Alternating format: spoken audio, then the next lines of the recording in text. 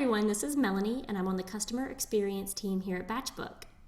Now most likely you're here today because we all know that staying in touch with our contacts is the key to a healthy business. So in this video today, I'm going to be showing you how to utilize Batchbox in our communications. Now while Batchbook is not an email client, you can send emails into your Batchbook account to log them as communications with your contacts.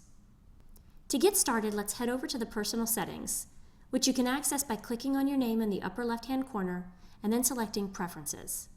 Now each user on the account has their own Batchbox email, which you're going to see here. I encourage everyone on your team to follow these instructions to get the most out of Batchbox. So first, let's check the box here to tag all of the records created via Batchbox with a tag.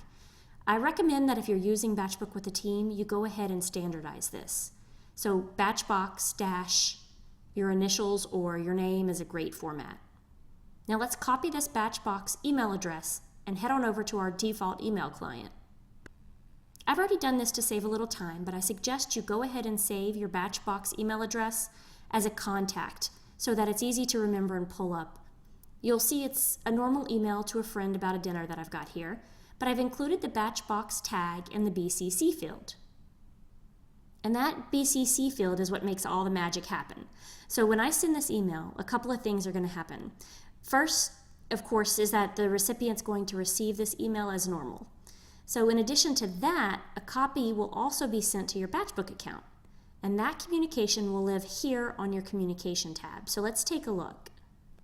So here's the communication as it looks in Batchbox. It starts with the type of communication followed by the title of the email. Then we've got the time and date sent in, and it's going to be connected to both my Batchbook record as the person who sent the email, as well as to the contact record of the person I sent this message to. And here's the Batchbox tag we created in personal settings, and down here is the body of the email. You'll see there's also a little reminder that I can add global custom field sets to my communications if I'd like, as well as a reminder of what my Batchbox email address is in case I ever forget. If you have any questions about those custom field sets, take a look at the other screencasts we have specifically about creating custom field sets. So while we're here on the Communications tab, let's talk about a few other things real quick. First, of course, if I've got other communications like phone calls or notes that I'm sending that I want to track here in Batchbook, I'm just going to click this New Communication button to add that communication in manually. Now over here on the left, we've got a couple of filters and sorting options that'll help us out. So we can sort our communications by champions, meaning it's only going to show communications that one of my champions are involved in. It can sort by type. Additional communication types, by the way, can be set up over there in the Account Preferences section. It can also be sorted, or rather filtered, by tags or permission. And then you can sort all of those results by the date created or the type of communication. And don't forget that if you're ever having trouble finding the record, the communication that you're looking for, just be sure to set your Reset Filters button up here and give it one more shot. Sometimes we set a filter and forget about it, and it can limit our search. Now generally, of course, it's easiest to just BCC a response to folks in order to get their emails here into Batchbook. But if someone emails you and you don't plan to respond for some reason, you can still send that communication into your Batchbook account. To do that, just forward the email directly to your Batchbox email address, and a communication will be created just like when we BCC'd the email earlier. One thing to note is if you happen to have a super large signature block, sometimes that can kind of muck up the forwarding. So if you've got a big signature block with lots of details and information, go ahead and delete that out before sending. Now let's hop back over to another email so I can show you one more great feature of Batchbox. And this is the ability to create to-dos via your email. I love this feature. When I'm on the go doing something quick, I can send a to-do quickly into Batchbook and not lose it before it slips out of my mind. So all we do here is just compose a new email message and put the Batchbox email address in the To field. The subject of the email has a special format that we need to pay attention to. So we'll type the word to do in all caps with no spaces or dashes. And if you'd like, you can go ahead and add a due date and or a time here. We're going to follow that with a colon and then enter the name of the to-do.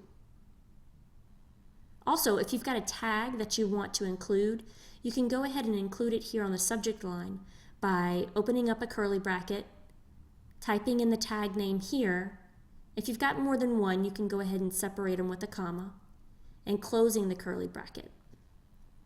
Now I'm going to enter any additional details about this to-do in the body of the email below and send. And that's it. The to-do is going to show up on my to-do tab. Super handy. So even though Batchbook is not an email client, it is possible to initiate an email from within Batchbook. This is something I find super useful.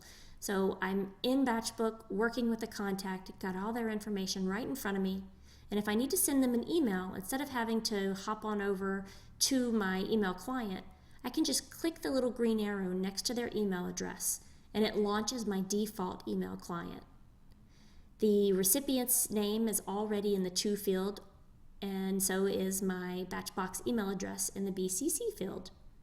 So all I've got to do is type in a quick subject and whatever information I need in the body of the email, send it on over, and it's going to be logged in as a communication in Batchbook just like the others. Now, sending emails into Batchbook with Batchbox is great because the communications that are created will update this last communicated with date on each contact's record. So if you ever want to see the last time you communicated with someone, you'll be able to do that easily if you've been using Batchbox. It also makes searching for folks who you have or haven't communicated with recently or within a certain time frame very easy when you're trying to use your advanced searches. For more details about searches, just check out the List and Report screencast, and it goes more into depth there. And that is it for today. If you guys have any questions about how to use Batchbox effectively or what communication should or shouldn't be in Batchbook, please send us an email to help@batchblue.com. Thanks so much for watching.